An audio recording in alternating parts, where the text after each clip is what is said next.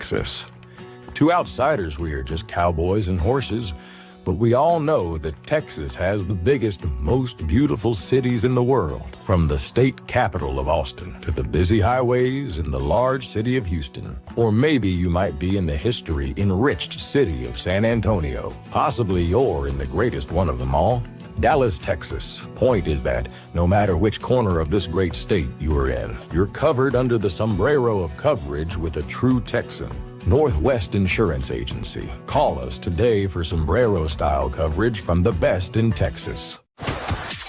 This is the On the Pony Express podcast, part of the On3 network. Check out all the SMU coverage you need at ontheponyexpress.com. Now, here's your host, Billy Embody. 1, 2, 3, let me go.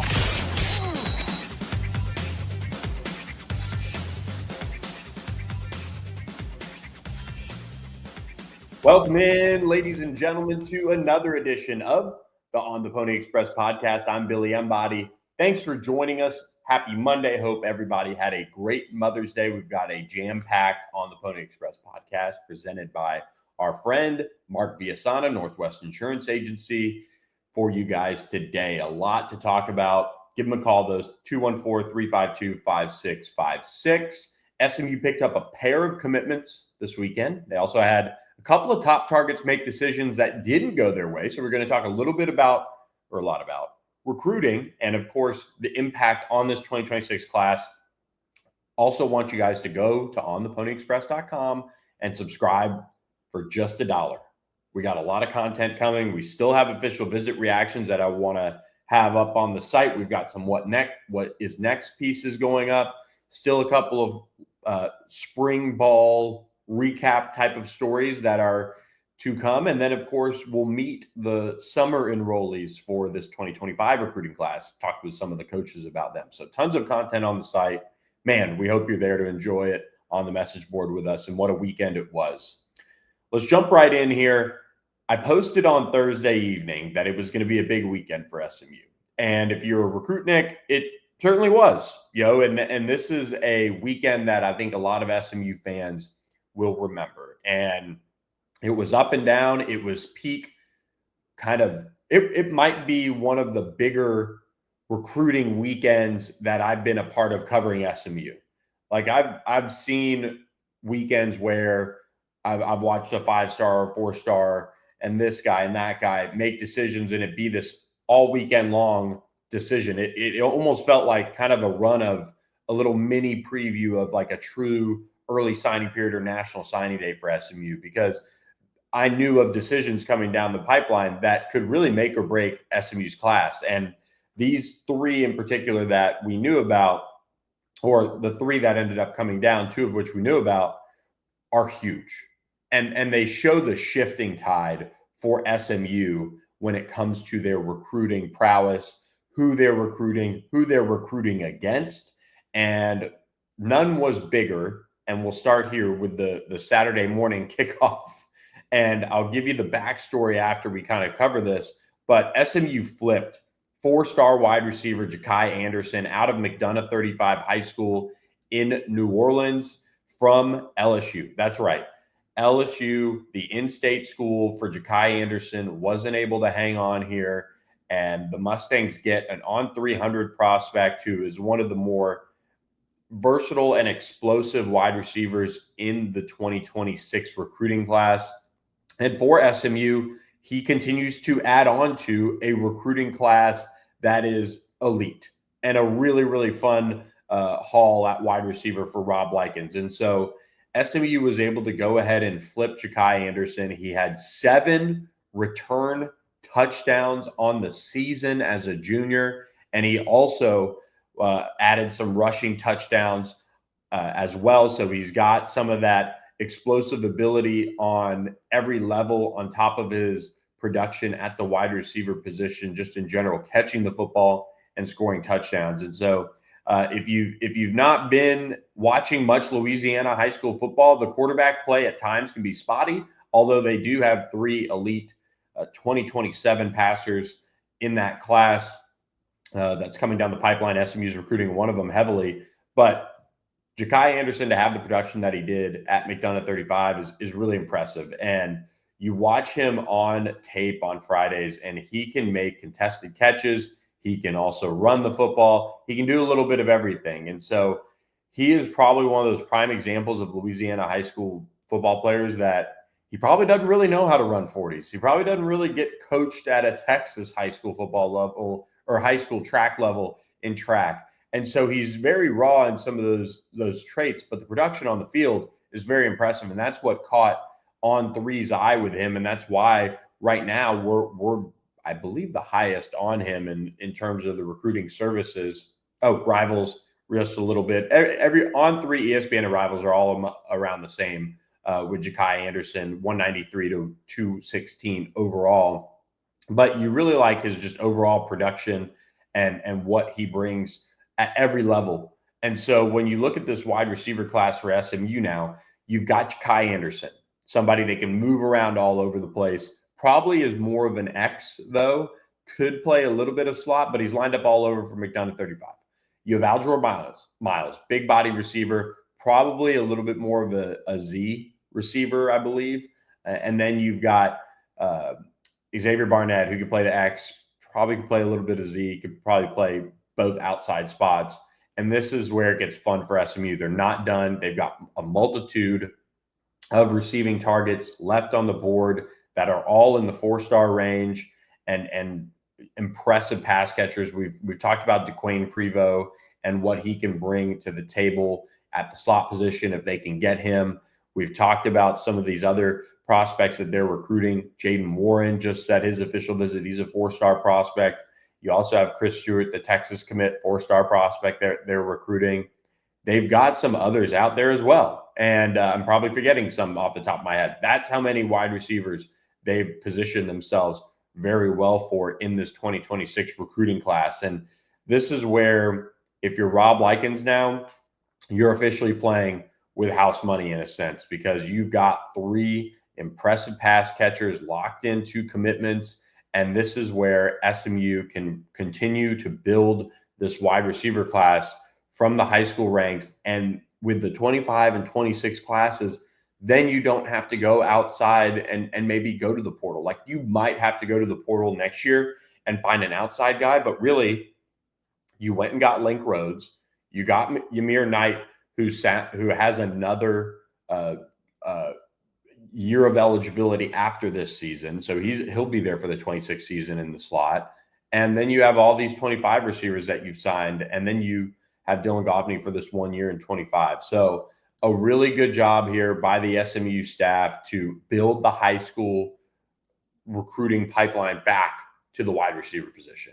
And when you look at the guys they got for 25 and then the guys they have coming for 2026, it is one of the top wide receiver hauls for 26 in the entire country right now. 3 4-star prospects in this class. And that's what SMU needed. That's what they needed to do. They go out and they shock the recruiting world by flipping Jakai Anderson from LSU. Now, a little bit of backstory on him, but before I do that, I do want to remind you guys that we're also presented by our friends at StatusJet. StatusJet.com is where you go. Browse their collection of planes, helicopters, however you need to get from point A to point B. They can build you the trip of a lifetime. And this is where summer is getting into that peak mode of planning. You can do your Memorial Day weekend trip. You can do your 4th of July trip. You can even look all the way down to Labor Day weekend and into football season, of course. And StatusJet can plan you the trip of a lifetime. And that's what we love about them.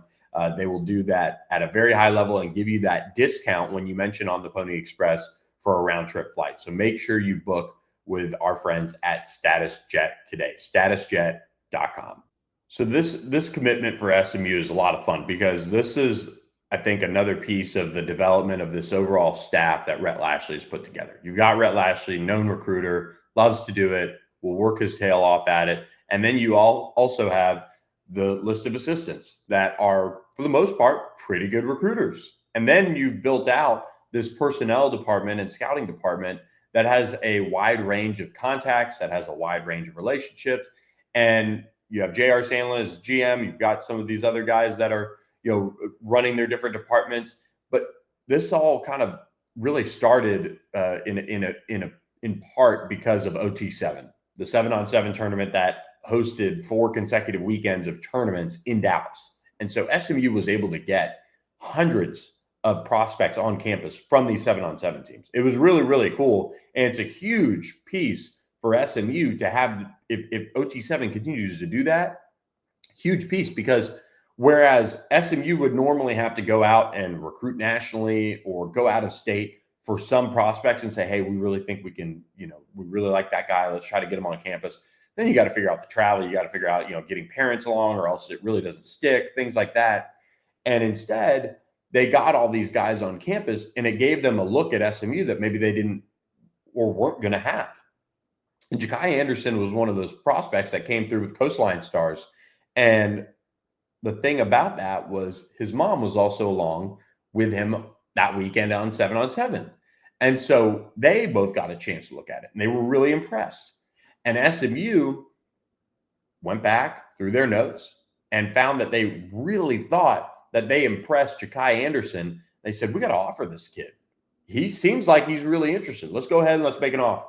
They get him on the phone a few days later. It was actually my birthday, April 3rd. He picked up his offer, and they do that. And the push was on from there. And, from Rob Likens, his energy, Ryan Jenkins, the assistant wide receivers coach, had a good bond. Marshall Levinson, who's a new recruiting staffer, had some connections here that really played a big part of getting SMU firmly in the door here. All of it came together, and I talked to Jakai Saturday morning. We'll drop his story on why he picked SMU on the site later today. But, he said Rhett Lashley, recruited him pretty hard himself too. So all of those things came together as far as the recruiting side of things. And then you have LSU, which has the best wide receiver class in the country right now, headlined by 5-star Tristan Keys. And they have 2 other receiver commits still left in the class, in Jabari Mack and Kenny Darby, 2 very good receiver prospects in their own right. And Jakai was that New Orleans, prospect that, truthfully, and I'm sure on the LSU side, and I covered them, know a lot of people there, sometimes you get probably 1 or 2 kids every year that probably feel a little slighted, that maybe they feel like they're not as big of a priority, or just because they're in New Orleans or just because they're in Baton Rouge, they feel like maybe they should be being recruited harder than they are. And I think Jakai Anderson probably fell in this boat a little bit. And so SMU is working the flip. It seemed like it was going to happen a week ago, so that first weekend in May. And instead, LSU was able to get him back on campus. Frank Wilson, their New Orleans recruiter, one of the better recruiters in the entire country, was through his high school, went through there, and got him to say, hey, come over to campus one more time. And the push was there, like, hey, stay committed, do this, be a part of it, play for your home state, all those things. SMU also has a good NIL situation. They really do. So does LSU, but SMU made Jakai Anderson a little bit more of a priority in that regard. And you can talk about that stuff now because of rev share. It's the truth. And SMU, while making Jakai Anderson a bigger priority, does have a bigger rev share piece than some other teams across the country for their football team. So that helps. So SMU can do that, but they also have a bigger piece of their school's pie to play with on the football side of things. So that's important to know when some people throw around the SMU's just dropping money left and right. Well, they can, because they're making it a priority. And then they'll fill in other holes with regular old-fashioned NIL, same with the basketball program. That's kind of their mindset. That's their makeup right now. And it's a good situation to be in. At the same time, SMU is not getting into the money conversations until things are very, very serious. And so that's a piece that pushed it over the top. Jakai went to his LSU visit. He and his family all went over there. Didn't really feel like the warm and fuzzies like they did when he committed almost 2 years ago, maybe a full year ago. He got offered a long, long time ago. I wrote the article on him when he picked up the offer back when I was covering LSU. And anyway, so the flip was on, flip was in, and Friday we get the tip off that it was leaked. It was apparent that other people knew. I had been sitting on this for about a week and a half, and when it didn't happen, that first weekend, I was kind of like, okay, all right, LSU's going to work here. Let's see what happens. And Jakai Anderson followed through with it. He wants to start something new. He called it the new wave. He wants to be able to go out of state and show, hey, I can go do this, go get a great education, go play in this fast-paced offense. That's something he mentioned to me that he really, really likes. And he just really connected with Rob Likens and a lot of the staff. So that was a big piece of it for him, and it pushed him over the finish line. And he's ready to get to Dallas. He's really excited about being in Dallas. I think that's another big piece, that Dallas played a big role. You know, these guys got to spend some time there as a whole on the 7-on-7 front the whole weekend. So they got to look at Dallas, and then he got to look at SMU, and it all really came together. So this is a guy that LSU would have loved to keep in their class. They are recruiting other wide receivers still, and they've got to hold on to their talented 5-star wide receiver, Tristan Keys. I don't think they're going to have a problem hanging on to Jabari Mack and Kenny Darby. Tristan Keys is another story. So, you know, LSU's done a really good job developing receivers. Everybody knows that. Probably the best in the country right there with Ohio State.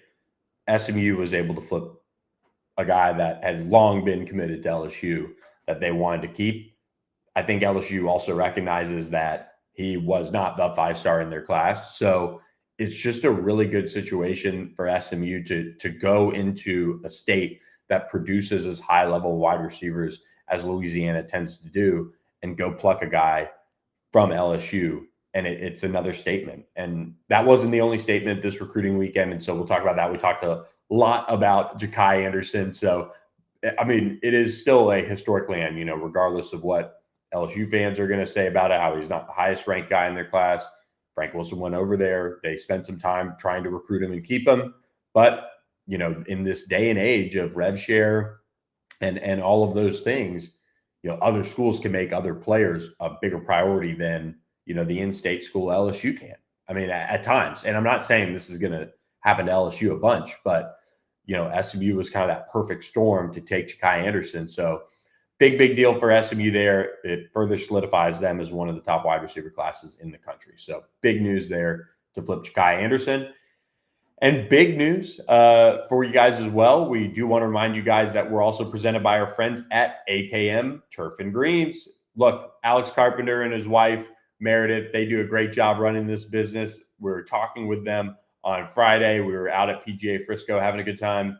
And we want to remind people the $500 off your first project is great. But another thing that they do is they do a great job of coming by and servicing your turf as well when you need it. Kind of that yearly upgrade to keep your turf looking fresh. That's another piece of this that we want to mention to you guys. The turf, you could see it, you know, whether you're at Ford Stadium before the new turf or whether you're going to somebody's backyard that's had turf for a while. You can see the matted down turf. You want to keep your turf looking great. AKM Turf and Greens will keep it fresh for you. So mention on the Pony Express, get $500 off your project. And I'll mention this, had another SMU friend from what Alex and Meredith told us that are going through the project on their backyard. So really cool stuff. Got another on the Pony Express listener that's doing a project. So make sure you reach out to AKM Turf and Greens. Get your backyard looking great for this summer. All right. The next big commitment that SMU got is literally one of the biggest guys SMU's probably landed in the modern era, I would say, and that is Papanga Toa Katoa. And the SMU target who's long been on Garen Justice's radar opted to go ahead and shut things down on Mother's Day. And for those of you who don't know, Toa did lose his mother a couple years ago, and obviously it really hit home for him. And I think SMU did a tremendous job of making his entire family feel comfortable. And I think that's really one of the coolest things about this is that it really was such a family decision. It was, and if you haven't got a chance to watch the video that Toa posted with his commitment, it's worth it. And being reminded that life is so short, and I feel for him losing his mom, but he wanted to honor her. And on Mother's Day, they went by her gravesite and all clad in the SMU gear and announced his commitment to SMU. And this, I think, was kind of a long time coming. This is a prospect that for Garen Justice has long been one of the biggest targets in this class. And I think I had him on my list of prospects that was kind of a must land for SMU, and for a multitude of reasons. And Garen Justice has been working on this high school pipeline of Polynesian players for quite some time. And it's really started with Toa. I mean, and I say it started with Toa. Toa is probably the reason that, or was the product of so many years of work by Garen Justice on this. And he's got some good ties out there from his days at UNLV, but he really had to get Toa to kind of solidify this pipeline as something that was very real and successful for SMU, because you have so much that goes into vibing with this culture and making it real and not making it fake. And Garen Justice and the staff was able to do it. They hired Jake Longy as well, a key personnel staffer, family of Toa, and I think that was another piece to the puzzle here. But after his official visit, I think that really sealed it. And it's obvious that it sealed it. I talked with him that Sunday morning, and he said he was going to take the rest of his visit. So this commitment did kind of catch me by surprise. And at the same time, it's kind of funny how recruiting goes. And we'll talk about another prospect that went elsewhere in just a moment. But I talked to a couple of people, and they were kind of feeling confident on that prospect, and then not as confident on Toa, just fresh off the visit. And then it became apparent that Toa had, made up his mind and made his decision, and a really heartfelt commitment video and a really, really cool moment for his family, I'm sure, to have him staying close to home. And I know his finalists, Oklahoma and Texas A&M, were close to home too, but to him to play in front of his family, his friends, his community, and literally play in his hometown, it's pretty special. And so SMU gets back into Euless Trinity, which I think is cool. When I was in school and when I was first covering SMU out of school, there were a couple prospects that came through and played for SMU, some Trinity guys. So it's good to see SMU getting back into that program. They also have a really talented prospect in John Meredith III in that 2027 class. I believe he might be the number one player in Texas. So good pipeline to start, both on the poly side and on the just high school side as well. Just what Toa brings in that regard. And he is a mauler. He is physical. He is massive. I mean, he really, really, really is one of the bigger guys that you'll see come out of high school and, end up going to the college level and be recruited as highly as he is. It's a run-heavy offense. He doesn't necessarily go into pass protection mode very often, and that's something that he certainly needs to develop more of. But he will absolutely road grade you in the run game. And he has really, really broad shoulders. He's got just massive hands. I mean, he is just an incredibly physical football player at the point of attack. And obviously he'll need to develop a little bit in terms of pass protection, but man, you get him locking on somebody and it's kind of over and over pretty quickly. So a huge pickup, again, beating out Oklahoma and Texas A&M.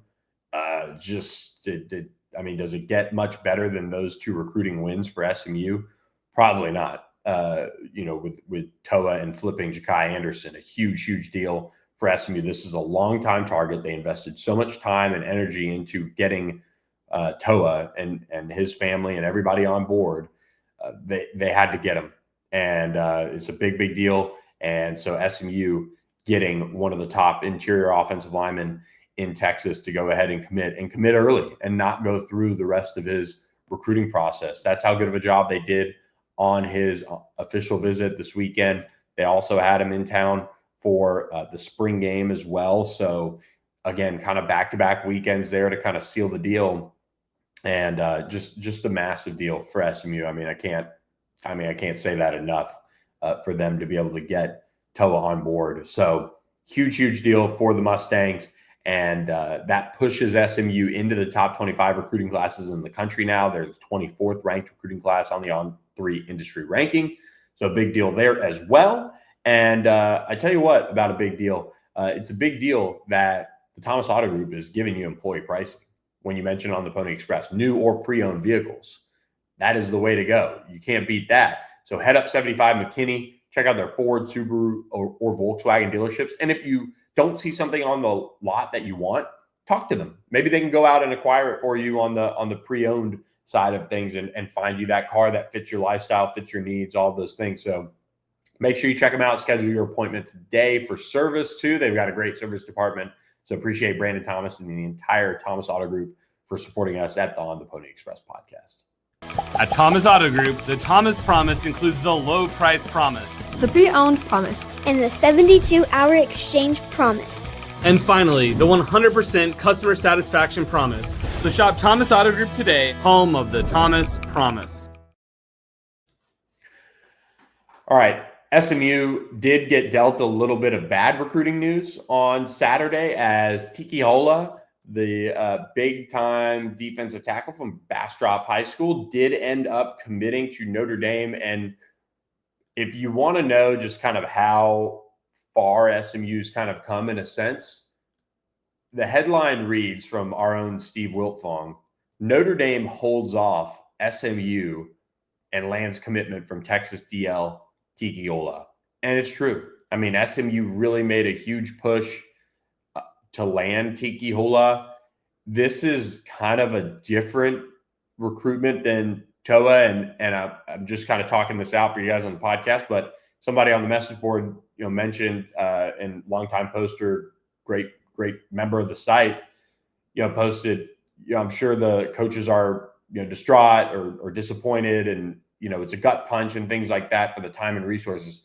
Tiki Hola was very different than Toa. Tiki was somebody that SMU had their eyes on for a while, but was never really in the recruitment until I would say like this spring. Like they hosted him for, I think, the last game of the regular season.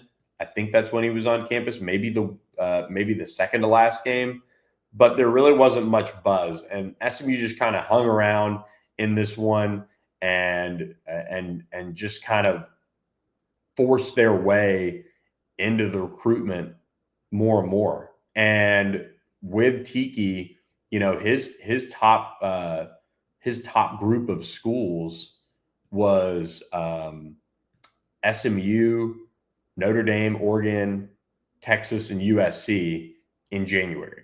And if you're asking me, SMU would have been probably fourth, maybe ahead of Oregon.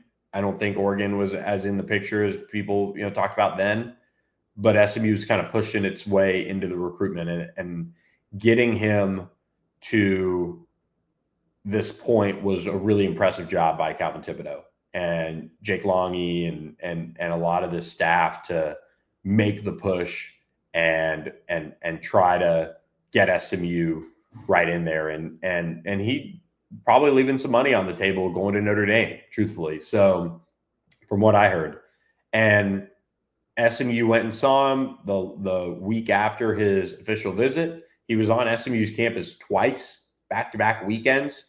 And SMU got the last time, 2 times he was on campus. He had been in Notre Dame the week prior to that. And SMU was surging, and it just wasn't enough. And I talked with a good source that I really trust. And, he just said, he just really wanted to go to Notre Dame. And you can't fault him. And that's really what high-end recruiting battles are sometimes like. And Toa, complete opposite way. he really wanted to go to SMU. He didn't end up wanting to take his official visits to Oklahoma and Texas A&M. And so for SMU, when you're in these high-powered recruiting battles, you're disappointed, but you don't dwell on it because there's still work to do. There's still more official visitors.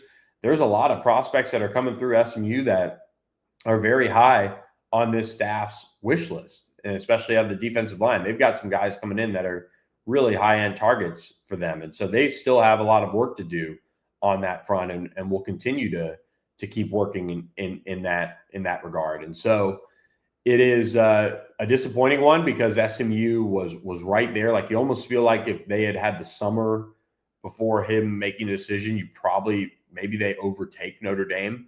But after a really hard push, he wanted to go to Notre Dame. And it's a long way from home. There's a lot of people in Bastrop talking about SMU, and really that they thought that Tiki was going to end up there. And Notre Dame got the last in-home visit with him. And I think that, from what I understand, kind of pushed things over the top. I don't know if Notre Dame is now giving him a larger piece of the rev share pie than what they were talking about. But they had to throw the kitchen sink at Tikiola down the stretch to get him. And so he ends up going where most people thought he was going to go from the get-go. Texas, it seemed like it kind of cooled on him. USC had stacked up some defensive linemen over the course of the spring, and so it really came down to SMU and Notre Dame. But the Mustangs were just short in this recruitment. So a tough blow for the staff. But, I mean, truthfully, I like Tikiola. I like getting defensive linemen out of the high school ranks to, help maybe alleviate some of that portal need. But I don't know. Tiki, for me, not the highest on my personal board compared to some of these other prospects that SMU's in on, and in some cases SMU's missed on. And that includes one of the guys we're going to talk about right here, and that's Daryl Campbell out of Katy Paytow, who committed to Vanderbilt over the weekend. A lot of people had him pegged as a North Carolina lean, and he ends up going on his Vanderbilt official visit and really came away impressed, obviously. And the Commodores were able to secure his commitment. Big deal. And the Commodores are on a little bit of a hot streak right now. They've got an on 300 cornerback and Caden Harris committed. They were able to go get another high school prospect over the weekend, and they're kind of building on a little bit of momentum when it comes to the recruiting side of things. Now, all that said, he does have more official visits to come, and Daryl Campbell, and actually might have been an unofficial visit that swayed him over there. It was an unofficial. So he's got an official visit set for May. We'll see kind of what happens with him, and if SMU does get him back on campus. They do have him slated for that last weekend of June, which, if there's enough cooling off with the commitment, maybe he does pop back up to campus. But as of right now, going out of state, he's a guy that I really, really liked coming out of Paytow, and obviously a high school that has some SMU ties, with Alex Kilgore being part of the program right now. So SMU will have to, pivot a little bit on the defensive line recruiting front. And they do have Keith Doty, who is committed. He did pick up a Texas offer, but I don't know. Doesn't necessarily mean he's gone. Texas will have to throw some money at him and show him he's a priority, because they're offering him late. And that's something to keep an eye on. SMU's also still recruiting Jamian Winfield, the Richardson defensive lineman, who's a top 100 prospect and one of the most sought after defensive linemen in America, right in their backyard. He's still on the board and is somebody that SMU would love to flip and get him across the finish line. There's a lot of prospects that SMU has its eyes on, including Alistair Vallejo from Liberty Hill High School. He's somebody who's rising up the recruiting ranks lately. Michigan is among the top programs after him. Another USC commit, Jake Johnson, is somebody that Calvin Thibodeau is really high on and is recruiting pretty hard. You have Duncan McGee out of Texarkana, Texas High. He's another prospect that SMU is recruiting. There's a bunch out there right now that SMU's after and they're pushing for. And this is where if you have Keith Doty, you got to get one more at least. You'd love to get two more at least and see where it goes from there. And it's a priority for SMU. They are looking to stack up some defensive tackle talent from the high school ranks. They've come up kind of snake eyes the last week or so with a couple of those guys, but it's a long way to signing day for some of them in particular, and we'll see how it goes. But I would expect Tiki Ola to stay committed to Notre Dame. Just kind of a guess. I mean, SMU got close, but you can tell Notre Dame held the pole position for much of this spring.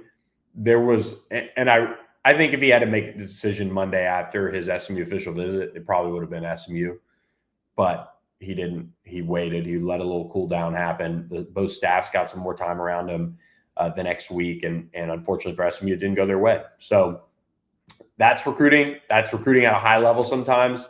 And the good news for SMU is think about the programs that they just battled for those four prospects, if you want to include Darrell Campbell: LSU, Notre Dame, USC, Oklahoma, Texas A&M. I mean, what an incredible group that SMU is recruiting, prospect-wise. So there's a lot more to come on the recruiting side of things. So make sure you stay locked into ontheponyexpress.com for just $1 for your first month. And I do want to remind you guys as well that we are also presented by our friends at Mignon. Mother's Day weekend, we did brunch at Mignon. It was fantastic. The fixed menu was unbelievable. Jack had his own meal. He had a little taste of the lobster bisque. He had some chicken fingers, some fries. He loved the bread. The bread was great. But we had incredible crabs Benedict and 2 great salads. And, of course, the dessert, the cheesecake, bread pudding. Had a little bit of, champagne going, a glass of champagne to kick off Mother's Day. A fantastic start to a great Mother's Day for my wife, Michelle, Jack, and I. We had a great time at Mignon. So make sure you check them out. We talked with Nick Nator and his dad, who have run the restaurant for years. Nick Nator, former SMU offensive lineman. It's right there in Plano. The weather was great. Make sure you check them out. They've got an incredible dinner spread. But like I said, we walked in, the champagne was on ice at the bar. So make sure if you want to have a cocktail, you can go up there and sit. They do dinner 7 days a week and brunch on Sundays. So we appreciate Mignon for sponsoring us at the On the Pony Express podcast. There is one decision coming up this week that SMU fans should have an eye on, and that is Ryan Deuce Gilbert out of North Forney High School, a longtime target for Ricky Hunley and this staff. You see, if you go to his profile at On3, Oklahoma holds the On3 RPM lead, but I can tell you that I will be out at his spring game. So something to watch there. SMU could continue on this little heater that they're after right now, and the Mustangs are making waves in the recruiting world right now. So Deuce Gilbert, he's a former Texas A&M commit. SMU and Oklahoma have really been going at it. Washington's in there as well. But right now, I think this is one to seriously watch for SMU fans. And so I'll be out there too. Want to see North Forney. They've got a lot of talent out there on the field as well. So want to see some of those guys in action this Thursday at their spring game. They have really a talented group of players that are really emerging as some of the top prospects in the country in some cases, including Bryson Thrower, another top wide receiver that I would imagine SMU goes in on at some point. And we'll just keep a close eye on these guys. It's really a talented group out there. So that's about it on this edition of the On the Pony Express podcast presented by Northwest Insurance Agency. Make sure you give Mark Villasana a call, 214-352-5656, or email him info@nwagencies.com. Hope you guys have a great week. What a weekend it was. And I think there's more to come for SMU too. So stay tuned to ontheponyexpress.com. Sign up for just $1, join the message board, and we look forward to breaking it all down with you guys over there and having a good time. So thanks for listening to this edition. Hope you guys have a great week, and we'll catch you guys next time. Thanks for listening to the On the Pony Express podcast with Billy Embody. Follow us on your socials on X at SMU on 3 and on Instagram at on3SMU. And keep it locked to ontheponyexpress.com for more coverage.